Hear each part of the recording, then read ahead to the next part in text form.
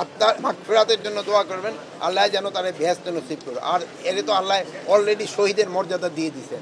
আমাদের হুজুর তো জানাজার আগেও বলে দিয়েছেন যে যারা এইভাবে মারা যায় তারা শহীদের মর্যাদা পায়। উনি শহীদ, আর আপনি এখনও শহীদের স্ত্রী। এখন আমাদের তরফ থেকে যত কিছু করার আমরা অবশ্যই করব, অবশ্যই করব। এবং আপনার ছেলে, বাচ্চার এবং আপনার দায়িত্ব এখন আমাদের ফায়ার ব্রিগেডে। আসলে মৃত্যুর কোনো সময় নেই, তারপরও এইভাবে আমাদের ব্যাটসম্যান যাবে আমরা কেউ আশা করি নাই। আমাদের যেদিন দুর্ঘটনাটা ঘটে তার আগের দিন এই জায়গায় আমাদের ডিপার্টমেন্টাল একটা প্রতিযোগিতা ছিল, ব্রেভার্ড প্রতিযোগিতা। ওই দিন আমরা প্রায় বেশ কয়েকজন বন্ধুবান্ধব একত্রিত হয়েছিলাম। ওরা আগের দিন সন্ধ্যার সময় এখান থেকে যায়, পরের দিন সন্ধ্যাবেলায় সে বার্ন ইউনিটে ভর্তি।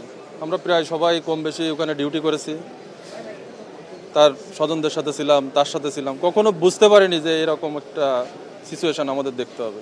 এর আগে 2জন সহকর্মী আমাদের চলে গেল, ভাবছিলাম হয়তো সে রিকভার করবে, তার মাধ্যমে অন্তত আমরা একটু উৎসাহ পাবো। সব শেষ ভাই, সব শেষ। আমাদের 152তম জন আমরা ব্যাটসম্যান, তার মধ্যে অন্যতম ছিল। নর্ম, ভদ্র, অমায়িক ব্যবহার, যে কেউ গেলে আপ্যায়ন বলেন, বলেন, সর্বোপরি সব দিক থেকে অত্যন্ত ভালো একজন ব্যক্তি ছিল। আমরা সবচেয়ে ভালো ব্যক্তিকে আমাদের মাছ থেকে হারাইছি, আমাদের ব্যাটসম্যানদের মাছ থেকে।